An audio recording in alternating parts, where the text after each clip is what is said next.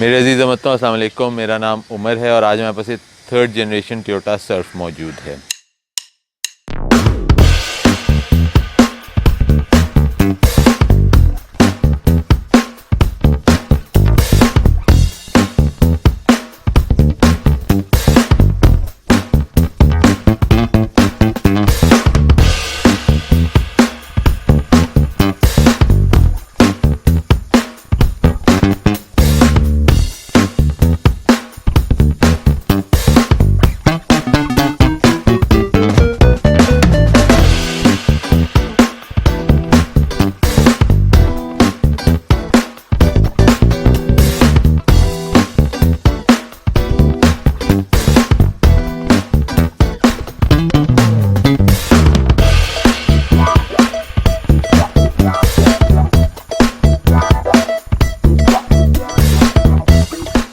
मैं एसन का शुक्रिया अदा करना चाहूँगा जिनकी ये गाड़ी है। आज उन्होंने मेरी गाड़ी इस रिव्यू के लिए दी है। एसन हमारे एक सब्सक्राइबर हैं और एसन आपका बहुत बहुत शुक्रिया कि आपने हमें आज गाड़ी अपनी दी रिव्यू के लिए। हमारा इंस्टाग्राम बैम व्हील्स के नाम से आप हमें इंस्टाग्राम पे फॉलो कर सकते हैं अगर आप ये देखना चाहते हैं कि आने वाले वक्त में हम कौन सी गाड़ियों के रिव्यूज़ लेकर आएंगे। उसके अलावा हमारा एक फ़ेसबुक का कम्युनिटी ग्रुप भी मौजूद है और हमारा फेसबुक पे क्लासिफाइड एड्स का ग्रुप भी है। तमाम तर लिंक्स जो हैं डिस्क्रिप्शन में दिए हुए हैं, आप ज्वाइन करना चाहें तो ज़रूर कर सकते हैं। टोयोटा ने सर्फ को 1984 में पहली दफ़ा मुतारिफ़ कराया था और उस वक़्त जो 84 में गाड़ी आई थी वो बेसिकली जो उनकी हाइलक्स पिकअप था उसके पीछे सिंगल कैबिन पिकअप के पीछे फाइबर ग्लास का टॉप रख दिया जाता था। ये जो 3rd जनरेशन वाली गाड़ी है, यहाँ तक आते हुए इनकी हाइलक्स से जो इसकी शेप है वो तो काफ़ी ज़्यादा मिलती जुलती थी डबल कैबिन के साथ। अलबत्ता गाड़ी इवॉल्व होके एक मिड साइज़ एसयूवी में कन्वर्ट हो चुकी है। और इसके बाद जो 4th जनरेशन थी जो 2009 तक रही, उसके बाद 2009 के बाद इसको जापान में डिसकंटिन्यू कर दिया गया था और अमेरिका के अंदर इनकी 2009 के बाद अगली जनरेशन भी आई और अभी तक ये गाड़ी आ रही है अमेरिकन मार्केट के अंदर। दुनिया के कुछ हिस्सों में इसको टोयोटा 4Runner भी कहा जाता है। अलबत्ता जो जापानीज़ गाड़ी जो पाकिस्तान में आती है इसको टोयोटा हाइलक्स सर्फ के नाम से जाना जाता है। तो दिखाता हूँ आपको इस गाड़ी की तमाम तर खसूसियात और उसके बाद इसको एक टेस्ट ड्राइव लेके चलेंगे देखने के लिए गाड़ी चलने में कैसी है। ये जो गाड़ी है ये ज़्यादातर ये 3rd जनरेशन की जो सर्फ पाकिस्तान में आई है ये 1 kg डीजल इंजन के साथ आती थी जो कि 3000 सीसी का डीजल इंजन होता था। ये गाड़ी जो है ये उन चंद गाड़ियों में से है जो factory fitted 5VZ petrol engine के साथ आई हैं। ये पाकिस्तान में डीजल से पेट्रोल कन्वर्ट नहीं हुई है, ये कंपनी से 5VZ के साथ आई है जो कि 3400 सीसी का 6 सिलेंडर का इंजन है। ये इंजन 190 हॉर्स पावर और 298 न्यूटन मीटर टॉर्क जनरेट करता है। जो गाड़ी है ये 1998 के अंदर इसका एक फेसलिफ्ट आया था और ये गाड़ी फेसलिफ्ट वाली गाड़ी है। जो आपका फेसलिफ्ट आया था उसमें इन्होंने बम्पर को रीडिज़ाइन किया था। ये क्ले लाइन्स इंडिकेटर लाइट्स आ गई थी, ये फॉग लाइट्स आ गई थी SSR-G वाले वेरिएंट के अंदर और ये जो इसकी रेडिएटर ग्रिल है ये भी रीडिज़ाइन हुई थी फेसलिफ्ट के अंदर। बाकी जो इसकी हेडलाइट्स हैं ये इसके अंदर इस वक्त आफ्टर मार्केट लाइट्स लगी हुई हैं। ये गाड़ी जो थी 98 ऑनवर्ड्स ये वाली गाड़ी आई थी। बाकी गाड़ी के अगर हम साइड पे आ जाते हैं तो आपके पास एक बेसिक एसयूवी है। जिस ज़माने की गाड़ी है उस ज़माने में एसयूवीज़ पर्पसफुली ज़्यादा बनाई जाती थी रादर देन आजकल के ज़माने के हिसाब से जो कॉस्मेटिक है और गर्ली किस्म की हैं। इस गाड़ी के अंदर जो आफ्टर मार्केट चीज़ें हैं, एक तो इसको लिफ्ट अप हुई हुई है, 2 इंच की इस पर लिफ्ट किट लगी हुई है तो इसकी हाइट थोड़ी सी लिफ्ट अप हुई हुई है बिकॉज ऑफ रोडिंग के हिसाब से। ये जो इसका रूफ रैक आप यहाँ पर देख रहे हैं ये भी इसका एक आफ्टर मार्केट चीज़ है और जो यहाँ पे एक स्नॉकल आपको दिख रहा है ये भी इसके अंदर एक आफ्टर मार्केट चीज़ है, फैक्ट्री फिटेड नहीं है। उसके अलावा इस गाड़ी में अगर आप खूबसूरती के लिए कहें तो उन्होंने ये आपको व्हील आर्चेस के पैनल और ये जो दरवाज़ों के पैनल्स हैं ये दिए हुए हैं एज खूबसूरती के नाम पे कह लें। और ये आपके पास जो साइड स्टेप्स हैं ये अगेन यूटिलिटी वाली चीज़ में आ जाते हैं क्योंकि इस गाड़ी की हाइट के हिसाब से चढ़ने और उतरने में आसानी के लिए। जब हम गाड़ी के पीछे आ जाते हैं तो इसके अंदर आपको बहुत कुछ यहाँ पे मिलता है। सबसे पहले जो इसकी लाइट्स हैं ये आफ्टर मार्केट लाइट्स हैं। इसमें ये इस तरह से क्रिस्टल वाली लाइट्स नहीं आती थी। आपकी नंबर प्लेट की जगह जो यहाँ पे आती है जैसे पुरानी एसयूवीज़ में होती थी। तो ये अप टायर गाड़ी है जिसमें आपका टायर ऊपर आता है। हाइलक्स सर्फ SSR-G V6 आपको यहाँ पे लिखा हुआ है। अगर आपको अपना डिक्की खोलनी है तो आपका रेयर जो टायर है ना उसके लिए यहाँ पे जो है ये इस तरह से बटन जैसी चीज़ दी है, उसको आप कहीं खींचें और ये आपका बाहर निकल आता है। अच्छा, अब आप इसको बाहर निकाल लें, उसके बाद आपके पास यहाँ पे एक छोटी सी इन्होंने दी हुई है, ये एक इस लोहे का पीस है जिसको आप यहाँ पे फंसा देते हैं, तो आपका जो ये पिछला टायर है ये अपनी जगह पे लॉक हो गया। अब ये टायर आपका बंद नहीं होगा, तो आप डिक्की अगर खोलनी है आपको, तो आप यहाँ से डिक्की इस तरह से खोल सकते हैं, क्योंकि इसकी डिक्की ऊपर को खुलती है इस तरह। 5 सीटर आती हैं सारी सर्फ, तो ये भी 5 सीटर है। बीच में आपका यहाँ पे सामान की पूरी जगह होती है, आपके पास यहाँ पे सीट्स वगैरह कोई नहीं होती हैं। अच्छा, इसको वापस हम नीचे कर देते हैं। अब इसके अंदर एक और जो आपको मैं चीज़ बताता हूँ जो बड़ी मज़े की है, जो इसकी ये वाला शीशा है ये उतरता है। जैसे आप देख रहे हैं, आप ड्राइविंग सीट पर बैठ के इसको उतार सकते हैं। और यहाँ पे इसका एक मिरर दिया हुआ है जिसको आप यहाँ से नीचे आ जाते हैं। ये आपका समझे, आपको ये पुराना ज़माने का बैक कैमरा है जो आपको यहाँ से मिरर, ड्राइविंग सीट पे यहाँ पे जो मिरर लगा हुआ है, ये ड्राइविंग सीट के ऊपर बैठ के आपको बताता है कि भाई नीचे कितनी जगह है। तो ये आपका सब कुछ ड्राइविंग सीट पर बैठ के आप इस सबको कंट्रोल कर सकते हैं, अप डाउन करके ख़त्म कर सकते हैं। सब गाड़ी के अंदर आ जाते हैं तो आपके पास यहाँ पे आपके जो हैं पूरे मिरर कंट्रोल्स हैं, रिट्रैक्टेबल डोर मिरर्स हैं, मिरर कंट्रोल्स, दरवाज़ों के कंट्रोल जो टोयोटा की किसी भी गाड़ी में आते हैं उसी तरह के यहाँ पे आपको इस गाड़ी के अंदर भी मिलते हैं। फिर आपके डोर्स के ऊपर आप ये देखें तो ये फैब्रिक का एक वेलवेट टाइप की फैब्रिक का पैनल है, डोर पॉकेट है, साथ में आपके स्पीकर्स दिए हुए हैं। सीट के अंदर आपका मैनुअल हाइट एडजस्टमेंट है, फैब्रिक सीट है इस गाड़ी के अंदर, आपके पास इसमें कोई लेदर या उस तरह की चीज़ नहीं है, फैब्रिक सीट है नॉर्मल किस्म की। अच्छा, जो स्टीयरिंग है इसका, अगेन ये जो 4 स्पोक स्टीयरिंग है ये फेसलिफ्ट के बाद आया था, पहले इसके अंदर एक 2 स्पोक स्टीयरिंग आता था। यहाँ पे आप ये देखें तो ये लेदर स्टिच इसका स्टीयरिंग है। अच्छा, यहाँ पे आप देख लें तो ये आपकी जो पीछे का जो शीशा है उसको अप डाउन करने के लिए आपके पास ये कंट्रोल दिया हुआ है, जिस बटन से आपका पीछे का शीशा ऊपर और नीचे हो जाता है। फिर आपके पास अगर आप यहाँ पे देखते हैं तो आपकी ये अगर आप देखते हैं तो आपके लाइट्स के कंट्रोल्स हैं, जिसके अंदर आपके पास सारे कंट्रोल्स आ जाते हैं। और ये आपके वाइपर्स के इंटरमिटेंट की आप स्पीड भी कंट्रोल कर सकते हैं। इस गाड़ी के अंदर आपके पास ऑप्टिट्रॉन मीटर आता है जो कि अगेन फेसलिफ्ट वाली गाड़ी के बाद आया था, इससे पहले ये वाला स्पीडोमीटर नहीं आता था। ये ऑप्टिट्रॉन वाला जो मीटर है ये फेसलिफ्ट गाड़ी के साथ आया था। इसके अंदर आपके पास ऑडोमीटर ट्रिप ए और ट्रिप बी है, कोई इतनी ज़्यादा इन्फॉर्मेशन यहाँ पे नहीं आपको मिलती है। ये आपके 4x4 का है, आरपीएम, आपका स्पीडोमीटर, फ्यूल गेज और टेम्परेचर गेज, ये सब कुछ आपको यहाँ पे मिल जाता है। अच्छा, फिर हम इसके अंदर यहाँ पे बीच में आ जाते हैं तो आपके पास ये क्लाइमेट कंट्रोल जो एयर कंडीशन है, ऑटोमेटिक क्लाइमेट कंट्रोल है। ये आपके सारे जो लगे हुए आफ्टर मार्केट म्यूज़िक सिस्टम्स लगे हुए हैं, ऑटोमेटिक ट्रांसमिशन है इस गाड़ी के अंदर, और ये आपका 4x4 का सेलेक्टर आ जाता है। फिर वहाँ पे आप देखते हैं तो आपके पास एयर बैग्स है और ग्लव्स कंपार्टमेंट दिया हुआ है। छत के ऊपर अगर हम आ जाते हैं तो मैं वो फिर से गाड़ी स्टार्ट करके दिखा देता हूँ। यहाँ पे आपके पास जो है तो आपका सनरूफ का कंट्रोल आ गया, और ये जो है ये आपका कंपास वगैरह जो है, बाकी इन्फॉर्मेशन के आपके मोड में आप चले गए, आपने यहाँ से लाइट्स का देख लिया, इसकी लाइट ऑन ऑफ करने के लिए भाई आपकी घड़ी और ये सब कुछ आपको यहाँ पे मिल जाता है। इसके अंदर आपके पास एल्टीट्यूड और ये सब कुछ आ रहा है। अच्छा, यहाँ पे जो कुछ बटन्स हैं आपके दिए हुए, ये आपको मिरर जो मैंने पीछे दिखाया उसको बंद खोल करने के लिए है, ये उसको आप ऑटो पे भी रख सकते हैं, ये आपका ड्राइव मोड है। तो ये आपके जो फीचर्स कुछ आपको यहाँ पे भी मिल जाते हैं। सेंटर में आर्मरेस्ट के साथ आपको एक अदद टोयोटा की खसूसियत स्टोरेज कंसोल भी दिया हुआ है। अब गाड़ी में पीछे आ जाते हैं तो आपके पास यहाँ पे आपके पावर विंडो के कंट्रोलर्स आ जाते हैं। फिर आपके पास इधर ये जो पीछे का आपका फ़ैन है, बेसिकली ये हीटर है और फ़ैन है, इसमें एसी आपको नहीं मिलता। इसके साथ यहाँ पे एक अदद कप होल्डर आपको इस तरह से मिलता है। देखिए, ये 2 कप होल्डर आपको इस तरह मिल जाते हैं, जिसको आप यहाँ से बंद कर दिया आपने, और ये एक अदद एशट्रे है आपके पास। फिर सीट जो है आपकी वो 50-50 का एक स्प्लिट में है, क्योंकि अगर आप इसको चाहें तो आप ये पूरी सीट को फोल्ड कर सकते हैं। आप यहाँ से इसको पुल अप करते हैं तो आपका ये पोर्शन यूँ आ जाता है।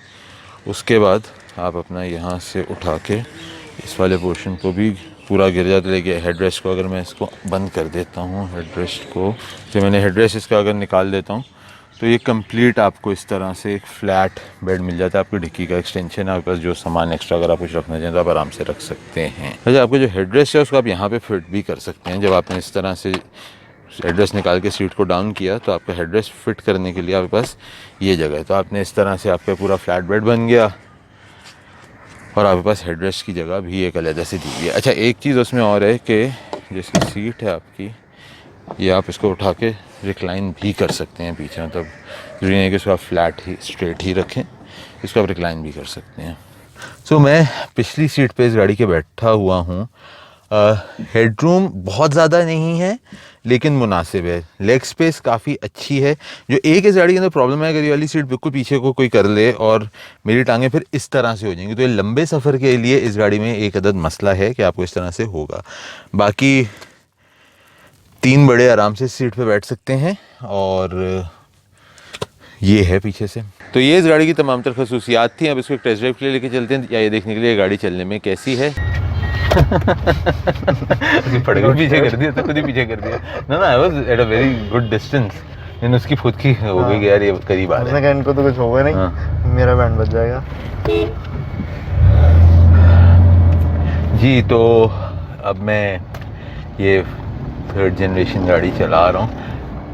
मेरे साथ एसन है, एसन की ये गाड़ी है। थैंक यू सो मच एसन, आपने गाड़ी दी है हमें। कैसे आप खैरियत से हैं? ऑल गुड, आप बताएं? अल्हम्दुलिल्लाह। सो कन्फेशन टाइम, मेरी ये one of the most favourite SUVs है, सही है ना। एंड मेरे पास ये 1 kg वाली तो रह चुकी है, 5 easy वाली मैंने पहली बार चलाई है। और मैं अभी जब चलानी शुरू किया गाड़ी और जो मैंने एक्सेलरेट किया, जो गाड़ी की पावर निकली है, तो मेरा इनिशियल वो लाइक दैट, मतलब सुपर।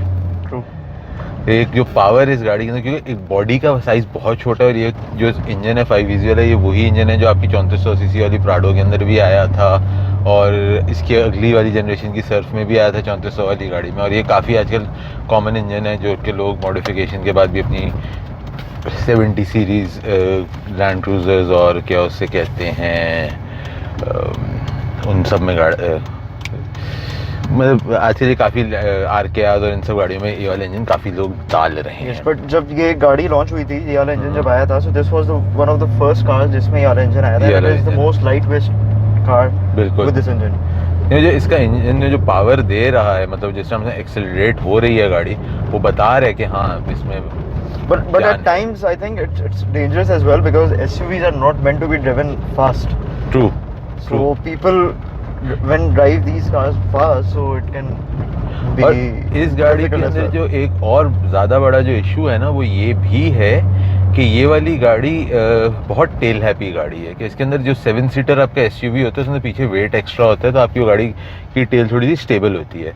ये गाड़ी अपने जिस टाइम की उस वक्त इसमें कोई ट्रैक्शन कंट्रोल वगैरह तो था नहीं, तो इस गाड़ी को अगर कोई मतलब नया बंदा चलाएगा तो वो एक बहुत ज़्यादा समझो कि सुसाइड मशीन टाइप की चीज़ होगी। yes.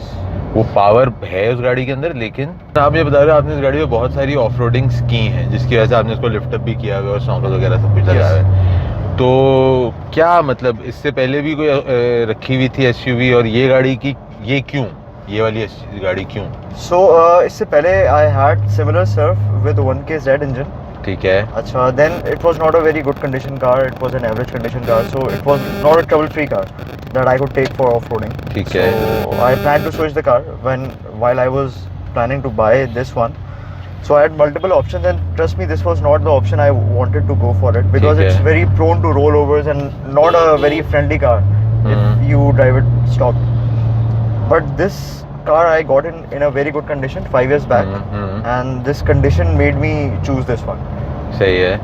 So I have it with me since last 5 years, and it has been a very trouble-free car. I got it when it was driven at only 80,000 kilometers, and till now it shows around 160,000. So I have driven around 80,000 kilometers, and 90% of the kilometers I have covered is off-road. Off-roading, yeah. Very nice. और जब ली थी तो इसकी क्या price थी, इस पे अभी तक कितना खर्चा कर चुके हैं, अभी तक कॉस्ट कहाँ जा चुकी है? क्योंकि आपने सस्पेंशन वगैरह इसका डाला है, जैसा आपने किया है, तो कहाँ तक कॉस्ट जा चुकी है अभी? So I got it for 20 5 years back. ठीक है। And back then it was an expensive price for this car. True. उसके बाद मैंने I keep my cars stock as I can, because जितनी आप मॉडिफिकेशन करते हैं उतनी फिर ट्रबल्स होती हैं गाड़ी के अंदर। सो आई कीप इट स्टॉक। सो इसके अंदर मैंने सस्पेंशन चेंज किया था। सो पाकिस्तान में when I opted for ARB, so it was very expensive. So I travel to Thailand for a work visit, and on that I got this suspension from there. और फिर मैंने इसको यहाँ पे लाके खुद फिट किया था. सही है. So suspension मुझे वहाँ से लाके यहाँ पे पड़ा था कोई 160,000 का. ठीक है. So all 4 shocks, springs, and इसकी आगे और पीछे की balance rods. सही है. So उसके बाद से जो है the car has been a trouble free car. उसके बाद गाड़ी का approach angle, off-road handling और everything got improved by 2 times. तो मुझे ये बताएं कि इस वक्त इसकी कोई फ्यूल एवरेज का आइडिया है? लोग क्योंकि अक्सर पूछते हैं कि फ्यूल एवरेज क्या होती है गाड़ी की. So I don't drive it daily, but अगर सिटी ड्राइव की मैं बात करूँ so it should not be giving more than 6.5 or 7, and on highways if you are lucky you can get 9 or 10 as well if you drive it with a very light foot. ठीक है. So on off-road it gives me between 5 and 6. 5 and 6 of course off-road का तो when the 4-wheel drive is engaged, and so it gives you low mileage on off-road. Fair enough. अच्छा, और अगर आज ये कोई मतलब लोग पूछते होंगे यार बेचनी है, मतलब तो बेचनी है? No, so I don't plan to sell it. So I have a daughter as well. So I plan for her to be driving this car. She's 6 months old now, and I plan somewhere down the lane when she grows up she will be driving this one. So I have no plans to sell it. So but yes, I have come across people who want to buy this car. So I have got an offer of around 33, and I was shocked yaar mujhe to itni, so compared to what I got it for, the prices has gone up like crazy. But yes, while SN is talking I am actually enjoying the car. तो ये गाड़ी है ना मतलब बहुत मज़े की भाग रही है और मतलब मज़ा आ रहा है. खैर, तो अगर मैं अपने मतलब एक नॉर्मल उस पर बात करूँ, जैसे हम एक नॉर्मली रिव्यू में कहते हैं, तो यार इस गाड़ी की विजिबिलिटी बहुत अच्छी है. जिस तरह SUVs की होती है कि आपका एक जो व्यू पॉइंट होता है वो बहुत, एक आप ऊपर बैठे हो तो आपको बहुत अच्छी विजिबिलिटी मिलती है फ्रंट बैक हर लिहाज से. और ये जिस टाइम की गाड़ी है टोयोटा है तो मतलब SN तो गाड़ी नहीं बेचनी, लेकिन ये वाली अगर आप वैसे जनरेशन की गाड़ी लेने जाओ तो आजकल को 20 से 25 लाख रुपए के दरमियान में आपको ये गाड़ियाँ मिलती हैं, अच्छी संभली हुई गाड़ी. हाँ, बर्बाद केस होगा तो और कम में भी मिल जाएगा, लेकिन वो बर्बाद केस होगा. और जो डीजल वाली गाड़ी की बात कर रहा हूँ, उसके अलावा पार्ट्स जो हैं इन गाड़ियों के बहुत आराम से मिलते हैं और सस्ते पार्ट्स हैं. अच्छा, मैं यहाँ पे एक चीज़ आपको ऐड करूँगा. सो पार्ट्स हर तरह के मिलते हैं मार्केट में, बट वही होता है कि first copy, second copy, third copy. So मेरी इस गाड़ी में कोई भी पार्ट की वेयर एंड टेयर होती है, यानी सस्पेंशन का बॉल जॉइंट, टायर और decent. So when you go in the market you are in the market for buying the parts, so आपको 555 के मिलेंगे normally. So they are cheap, but if you source the OEM part that came factory fitted in this car, so वो महंगे. So वो फिर same price के होंगे जिस पे आपको आज करोला का अगर आप पार्ट रिप्लेस कराते हैं कंपनी से, so उसी प्राइस पे आपको मिलता है. तो अगर हम इसकी बात करें कि मेंटेन इसको करना ऐसे ही है जैसे ग्रैंडे को मेंटेन करना, तो क्या सही बात होती है? So it's equivalent to that. मेरी ये गाड़ी भी टोयोटा डीलरशिप से ही मेंटेन होती है. ठीक है. And it cost me same to what my daily driven car cost me. ठीक है. जिसमें ऑयल थोड़ा सा ज़्यादा डलता है, बट इसके अलावा बाकी सारी कॉस्ट सेम. और पेट्रोल पे है तो आपकी उस तरह से. और इसमें कौन सा नॉर्मल पेट्रोल डालने, हाई ऑक्टेन पे चल रही है? नहीं, मैं इसमें नॉर्मल पेट्रोल डालता हूँ. नॉर्मल पेट्रोल पे चल रही है. बस इसमें इंजन ऑयल में जो हूँ आज तक 5W30 डालता हूँ, और still it's a 160,000 driven car. इसका कोई ऑयल लेवल का भी कम नहीं होता. एक मिसकंसेप्शन है लोगों के अंदर कि भाई ऑयल आप मोटा यूज़ करें. ऑयल का देखें चीज़ ये होती है, अगर आप गाड़ी को टाइम पे मेंटेन कर रहे हैं तो इंजन किलोमीटर से कोई फ़र्क पड़ता नहीं है. मैं एक एग्जांपल अगर अपनी उसमें दूं तो जैसे अभी मेरे पास रिसेंटली मैंने मतलब पिछले हफ्ते की गाड़ी जो बेची है वो 2014 मॉडल की होंडा सिविक थी, जो कि 1,22,000 चली हुई गाड़ी थी. और हर कोई कहते हैं यार होंडा तो 1 लाख के ऊपर जवाब दे देती है, बट मेरी गाड़ी में कोई रैटलिंग नहीं, कोई नॉइज़ नहीं, कुछ नहीं, खामोश गाड़ी परफेक्ट चलती थी. कोई जो उसमें थोड़ा बहुत काम आया फ़ौरन से करा लो और गाड़ी आपकी चलती है, अगर आप उसको प्रॉपर्ली मेंटेन कर रहे हों तो. तो एक लोगों को वो होता है कि जी किलोमीटर इतने पे हो गई तो ये ऐसी है. मतलब इसमें मैं अक्सर लोगों से कहता हूँ यार अगर 10,000 किलोमीटर चली हुई गाड़ी है, वो टोटल लॉस गाड़ी है, या 1,90,000 चली हुई गाड़ी है जो कि बंदे ने प्रॉपर्ली मेंटेन की हुई है उसको थ्रू आउट द टाइम, तो आपके लिए बेहतर कौन सी है? 10,000 वाली बेहतर है कि वो 1,90,000 वाली बेहतर है? बेहतर वो गाड़ी है जिसकी माइलेज आपकी जितनी भी हो गाड़ी मेंटेन्ड होनी चाहिए. और आपकी गाड़ी माशाल्लाह मैं चला रहा हूँ तो मतलब मुझे मज़ा भी आ रहा है. और जो मुझे सबसे अच्छी चीज़ लग रही है ये कि खामोश है. कोई ऐसा नहीं कि ऐसे गाड़ी को ऑफ रोडिंग के लिए लेके जाते हैं, लेकिन इसमें ऐसा नहीं है कि कोई आपको बोलेंगे यार गाड़ी ऑफ रोड पर जाके खड़क गई है. कोई खड़की वड़की नहीं है, बिल्कुल सही चल रही है, अपनी स्मूथनेस के साथ चल रही है और हर तरीके से इस गाड़ी के अंदर जो है ना मेरे हिसाब से बिल्कुल परफेक्ट तरीके से गाड़ी आई थिंक लोगों में एक बड़ा मिसकंसेप्शन भी है, people keep 4x4s but they only drive them on the road. So लोग कहते हैं हम गाड़ी लेके जाएंगे ऑफ रोड पे ख़राब हो जाएगी, तो I will say that this is an example that I drive it only on off road and it's still like a brand new car. यार मैं इसके अंदर जो है ना एक चीज़ जो बात करूँगा वो ये है कि यहाँ पे हमारे लोगों का कॉन्सेप्ट क्या होता है यार, वो ऑफ रोड है कि यहाँ कभी बीच पे जाना होता है, यहाँ चलो कभी हैदराबाद तक जाना है, यहाँ अगर पंजाब में है तो उसको यार मरी जाने के लिए रखी हुई है गाड़ी। तो मतलब आप इसको ऑफ रोडिंग पे ले जा सकते हैं, गाड़ी बनी है उसके लिए, और मतलब इसमें तो माशाल्लाह अभी ARB का सस्पेंशन भी डला हुआ है, अगर ओरिजिनल सस्पेंशन पे हो तो भी आप लेके जा सकते हैं, ऐसा कोई इसमें वो नहीं है कि खुदा ना खासा गाड़ी जा नहीं सकती है किसी ऐसी जगह के ऊपर। So ARB के सस्पेंशन में I'll just point out one thing. So when you drive on road, you will be feeling कि थोड़ी सी stiff है ये। बिल्कुल है। So compared to the stock suspension, it's बिल्कुल है। stiff. But once you take it off road, इससे ज़्यादा सॉफ्ट गाड़ी आपको कोई मिलेगी नहीं। लेकिन ये जो स्टिफ ड्राइव इस वक्त है, ये एक मेरे हिसाब से एक पर्सनल प्रेफरेंस है, मुझे मजा आ रहा है गाड़ी इस तरह से, जिस सेटअप पे गाड़ी से चल रही है, मैं एंजॉय कर रहा हूँ इस गाड़ी को। If you take a sharp turn on 100 और 80 की स्पीड पे, यू विल नॉट फील कि भाई बॉडी रोल हो गई, you are getting the car out of control, under steer. अच्छा, that is one thing with the Surf, क्योंकि इसकी जो बॉडी टाइप है, आपको हाई टॉल बॉडी इतनी नहीं है, तो ये बॉडी रोल इसमें वैसे ही एक कम मिलता है। लेकिन मैं इसको खैर 100 पे ले जाने की मेरी इस वक्त हिम्मत नहीं होगी, क्योंकि गाड़ी जितनी टेल हैप्पी है और इसमें जो पावर इस वक्त जनरेट हो रही है, तो मैं इसको तमीज़ से चलाता रहूँगा इसी तरह से। और आपके मैं फिर कहूँगा भाई ये लें, शुक्रिया आपका, मतलब मैं वो काम करूँगा नहीं, आपने भी गाड़ी बहुत मोहब्बत से रखी है, तो मैं इसको शार्प टर्न स्पीड के ऊपर बिल्कुल नहीं मार सकता। बाकी क्या उससे कहते हैं, ये है इस गाड़ी का भैया।